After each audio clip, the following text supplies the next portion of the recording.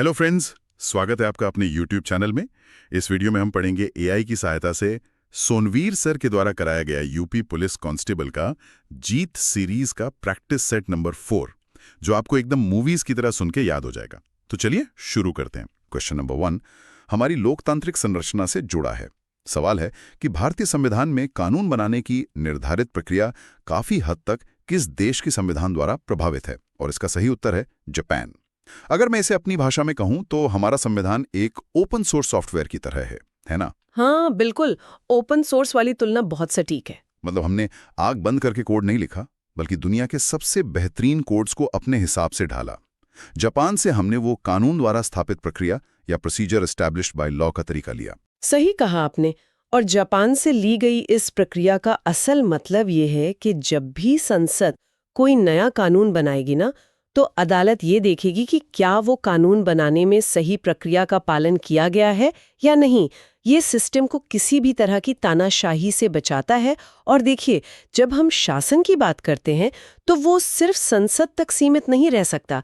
इसी विकेंद्रीकरण या डिसेंट्रलाइजेशन को हमारा प्रश्न 2 सामने लाता है। हाँ, क्वेश्चन नंबर 2 कि भारतीय संविधान की किस अनुसूची में नगर निकायों से संबंधित प्रावधान हैं, और इसका उत्तर है 12वीं अनुसूची। बिल्कुल, यानी सत्ता को सिर्फ दिल्ली या राज्यों की राजधानियों तक सीमित नहीं रखना है, बल्कि उसे निकालकर सीधे हमारे मोहल्लों तक पहुंचाना है। आज जो नगर पालिका और नगर निगम काम करते हैं, वो इसी 12वीं अनुसूची की बदौलत है। अरे वाह, मतलब हमारी लोकल गवर्नमेंट की पावर का सोर्स यही है। लेकिन इस पूरे लोकतांत्रिक ढांचे की आत्मा क्या है, ये हमें प्रश्न 3 से समझ आता है। सवाल है कि प्रस्तावना को संविधान की राजनीतिक कुंडली के रूप में किसने वर्णित किया था। सही उत्तर है के.एम. मुंशी। अब यहां मुझे एक वैचारिक उलझन होती है। कैसी उलझन? मतलब कुंडली तो आमतौर पे ज्योतिष का हिस्सा होती है ना, जो भविष्य बताती है। एक कानूनी दस्तावेज की कुंडली कैसे हो सकती है? क्या यह प्रस्तावना हमारा भविष्य तय करती है? ये बहुत ही दिलचस्प सवाल है। दरअसल के.एम. मुंशी जी का आशय भविष्यवाणी करने से बिल्कुल नहीं था। प्रश्न 4 इसी वैचारिक क्रांति से जुड़ा है। बुद्ध ने अपना पहला उपदेश कहाँ दिया था? उत्तर है सारनाथ। ज्ञान प्राप्ति के बाद बुद्ध का वो पहला संवादी था जिसने पूरे एशिया के दार्शनिक विचार को बदल दिया। बिल्कुल। और सारनाथ में दिया गया वो उपदेश सिर्फ कुछ सामान्य बातें नहीं थी, बल्कि उसे धर्मचक्र प्रवर्तन कहा गया, यानी एक नए वैचारिक पहिए का घूमना। लेकिन एक बात और है, कोई भी विचार तब तक जिंदा नहीं रह सकता जब तक उसे सहेजने वाला कोई संगठनात्मक ढांचा ना हो। हाँ, विचार तो हवा हो जाते हैं अगर उन्हें कोई संभालने वाला ना हो। सही कहा। और यही बात हमें प्रश्न 5 की ओर ले जाती है। सवाल है, गच्छा नामक संगठन निम्नलिखित में से किस धर्म से संबंधित है? इसका सही उत्तर है जैन धर्म। गच्छा असल में जैन भिक्षुओं का एक मठवासी आदेश हुआ करता था। विचारों को सदियों तक सुरक्षित रखने के लिए ऐसे ही मजबूत संगठनों की जरूरत होती है। यानी विचार और व्यवस्था का एक बेजोड़ तालमेल। और ये व्यवस्था पनपती है हमारे भूगोल में। तो चलिए अब प्राचीन इतिहास से निकलकर भारत के नक्शे पर नजर डालते हैं। हमारा प्रश्न 6 अक्सर कई लोगों को बहुत भ्रम में डाल देता है। अच्छा, ऐसा क्या है उस सवाल में? सवाल है कि कौन सा भारतीय राज्य चीन के साथ सीमा साझा नहीं करता है, और विकल्पों के आधार पर इसका सही उत्तर है उत्तर प्रदेश। मुझे लगता है कि हिमालयी राज्यों के बहुत पास होने के कारण लोगों को लगता है कि यूपी की सीमा चीन से लगती ही होगी। हाँ, ये एक बहुत ही आम भौगोलिक भ्रम है। उत्तर प्रदेश की उत्तरी सीमा पूरी तरह से नेपाल के साथ लगती है। आप कह सकते हैं कि नेपाल एक बफर स्टेट की तरह काम करता है, जो यूपी के मैदानी इलाकों को चीन की सीमा से बिल्कुल अलग कर देता है। और सीमाओं से अगर हम दक्षिण भारत के पहाड़ों की ओर चलें, तो प्रश्न 7 एक बहुत ही काव्यात्मक नाम पर चर्चा करता है। नीलगिरी के बारे में ना? प्रश्न 7 है कि किस पर्वत को ब्लू माउंटेन कहा जाता है? उत्तर है नीलगिरी।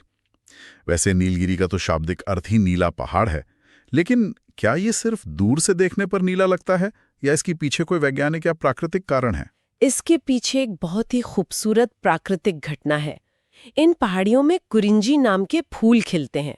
और पता है सबसे खास बात क्या है? क्या? ये फूल हर 12 साल में सिर्फ एक बार पूरी घाटी में एक साथ खिलते हैं। जब ये खिलते हैं तो पूरी पहाड़ी नीली चादर ओढ़े हुए नजर आती है। इसी वजह से सदियों पहले इसे नीलगिरी नाम दिया गया। अरे बाप रे, 12 साल में एक बार। ये तो प्रकृति का अपना अलग ही टाइमर है। अब अगर हम धरती के इन पहाड़ों से नजर उठाकर सीधे आसमान की तरफ देखें, तो प्रश्न 8 हमें सीधे सौरमंडल में ले जाता है।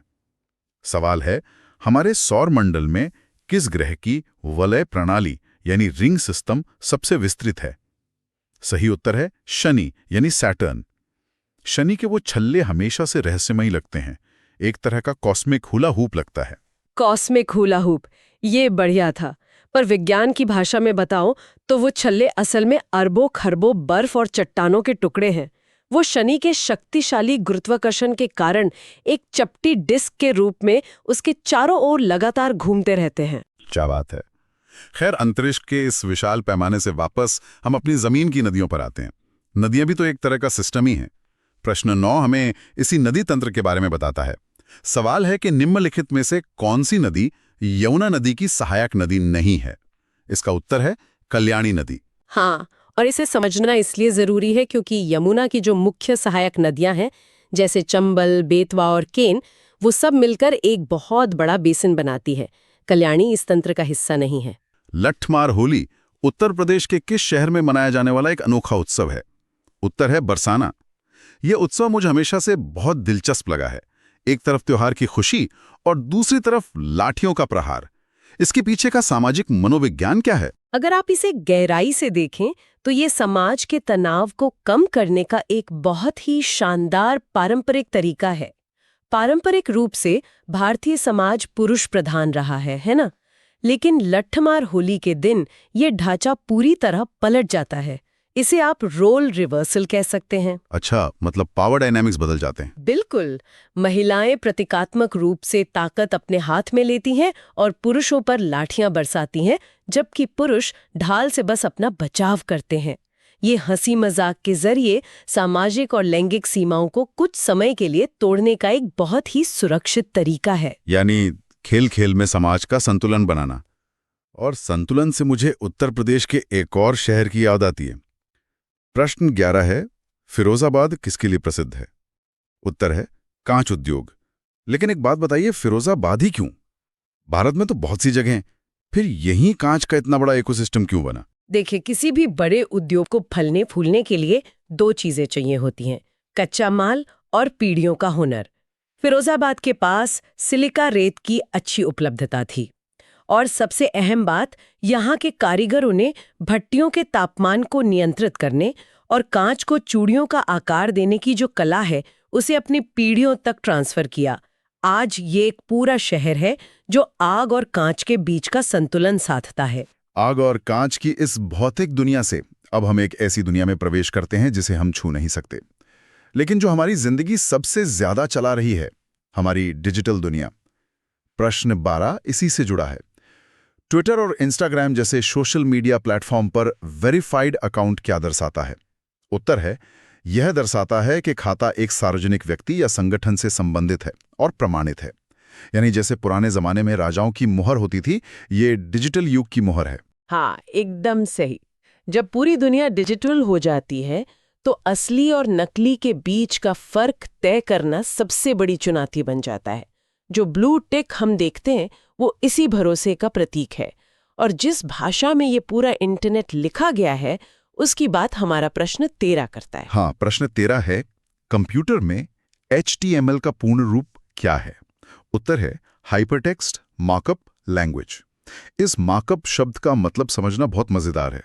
मेरे हिसाब से ये इंटरनेट का कंकाल तंत्र है। कंकाल तंत्र? वो कैसे? मतलब जब भी हम कोई वेबसाइट खोलते हैं तो HTML ही ब्राउजर को बताता है कि कौन सा शब्द मोटा दिखेगा, कहाँ तस्वीर होगी और कहाँ कोई लिंक होगा। ये वेब पेज का बुनियादी ढांचा है। बिल्कुल सटीक एनालॉजी है। और देखिए, ढांचे की बात हो ही रही है तो समाज में मानवाधिकारों का ढांचा कौन संभालता है, ये हमें प्रश्न 14 से पता चलता है। राष्ट्रीय मानवाधिकार आयोग यानी NHRC के अध्यक्ष और सदस्यों की नियुक्ति किसके द्वारा की जाती है? उत्तर है राष्ट्रपति द्वारा। अब यहाँ एक बात सोचिए, यह नियुक्ति राष्ट्रपति द्वारा ही क्यों की जाती है? किसी मंत्री या प्रधानमंत्री द्वारा क्यों नहीं? इसका सीधा सा कारण आयोग की निष्पक्षता और आजादी सुनिश्चित करना है। मानवाधिकार आयोग को अक्सर सरकार या पुलिस के खिलाफ ही शिकायतों की जांच करनी पड़ती है। अगर कोई मंत्री इनकी नियुक्ति करेगा तो हमेशा एक दबाव बना रहेगा, है ना? देश के सर्वोच्च संवैधानिक पद द्वारा नियुक्ति होने से आयोग बिना किसी डर या पक्षपात के काम कर पाता है। यह शक्ति के संतुलन का एक बेहतरीन उदाहरण है। मानवाधिकार के इसी विषय पर प्रश्न 15 एक बहुत ही प्रसिद्ध विचारधारा को सामने रखता है। कौन सा संगठन इस नीति वचन में विश्वास करता है कि अंधेरे को कोसने की बजाय एक मोमबत्ती जला देना बेहतर है? सही उत्तर है एम्नेस्टी इंटरनेशनल। ये बात सुनने में बहुत प्रेरणादायक लगती है, लेकिन मैं थोड़ा पुशबैक दूंगा यहाँ। व्यावहारिक स्तर पर क्या एक मोमबत्ती का प्रकाश इतने बड़े अंधेरे के लिए काफी है? क्या ये सिर्फ एक किताबी कहावत नहीं है? सिर्फ शिकायत करने या निराश होने से कुछ नहीं होगा। एम्नेस्टी इंटरनेशनल का काम करने का तरीका ही यही है। वो किसी एक राजनीतिक बंदी की रिहाई के लिए लाखों पत्र लिखते हैं। वो एक पत्र ही अंधेरे में एक मोमबत्ती है। जमीनी स्तर पर उठाया गया एक छोटा सा कदम बड़े नीतिगत बदलावों का कारण बन जाता है। हाँ, बूंद बूंद से सागर भरता है। और जहां मानवाधिकारों की बात आती है, वहां राज्य की सुरक्षा का पहलू भी अक्सर टकराता है। प्रश्न 16 इसी जटिल विषय को छूता है। जम्मू कश्मीर का सार्वजनिक सुरक्षा अधिनियम यानी पीएसए किस तरह से आंतरिक सुरक्षा सुनिश्चित करता है? उत्तर है राज्य की सुरक्षा के लिए हानिकारक गतिविधियां करने वाले संदिग्ध व्यक्तियों को हिरासत में लेकर। पर यह साधारण गिरफ्तारी से अलग कैसे है? ये बहुत अलग है। साधारण गिरफ्तारी किसी अपराध के हो जाने के बाद होती है, लेकिन पीएसए जैसे कानून निवारक निरोध यानी प्रिवेंटिव डिटेंशन के तहत आते हैं। इसका मतलब है कि अगर प्रशासन को लगता है कि कोई व्यक्ति भविष्य में कानून व्यवस्था के लिए बड़ा खतरा बन सकता है, तो उसे अपराध करने से पहले ही रोक दिया जाता है। ये मानवाधिकार और राष्ट्रीय सुरक्षा के बीच संतुलन का एक बहुत ही संवेदनशील मुद्दा है। आंतरिक सुरक्षा के बाद बात करते हैं सीमाओं की सुरक्षा की। प्रश्न 17 है, कौन सा बल लद्दाख में काराकोरम दर्रे से अरुणाचल प्रदेश में जेलेपला तक भारतीय सीमाओं की रक्षा करता है? उत्तर है इंडो तिब्बती सीमा पुलिस बल यानी आईटीबीपी। शून्य से नीचे का तापमान, बर्फीले तूफान और हिमालय की दुर्गम चोटियां, ये सिर्फ एक ड्यूटी नहीं है, ये इंसान की शारीरिक और मानसिक क्षमता का चरम परीक्षण है। बिल्कुल। और सीमाओं को भौतिक रूप से सुरक्षित रखने के साथ साथ किसी भी देश को अपनी आर्थिक सीमाएं भी सुरक्षित रखनी पड़ती हैं, जिसे हम प्रश्न 18 में देखते हैं। भारत में प्रत्यक्ष विदेशी निवेश यानी एफडीआई को कौन नियंत्रित करता है? उत्तर है भारतीय रिजर्व बैंक। मतलब कोई भी बाहरी कंपनी सीधे मुंह उठाकर अपना पैसा यहाँ डंप कर सकती? एकदम सही। अगर कोई विदेशी कंपनी भारत में अरबों डॉलर लाना चाहती है तो वो सीधा नहीं आ सकती। आरबीआई ये सुनिश्चित करता है कि विदेशी पैसा हमारे सिस्टम को अस्थिर ना करे और हमारी अर्थव्यवस्था का नियंत्रण हमारे ही हाथ में रहे। अब अर्थव्यवस्था से निकलकर उस जमीन की बात करते हैं जो हमें खाना देती है। प्रश्न 19 है, निम्नलिखित में से कौन सी फसल खरीफ की फसल नहीं है? उत्तर है गेहूं। कई बार लोग रबी और खरीफ में उलझ जाते हैं। गेहूं असल में रबी की फसल है।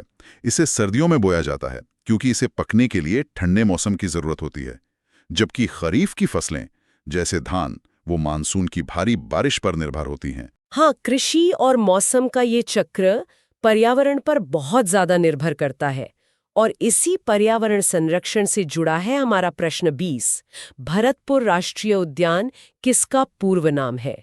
सही उत्तर है केवलादेव राष्ट्रीय उद्यान। ये जगह एक समय में राजाओं के शिकार का मैदान हुआ करती थी, लेकिन आज ये साइबेरियाई क्रेन और हजारों प्रवासी पक्षियों के लिए एक सुरक्षित पनाहगाह है।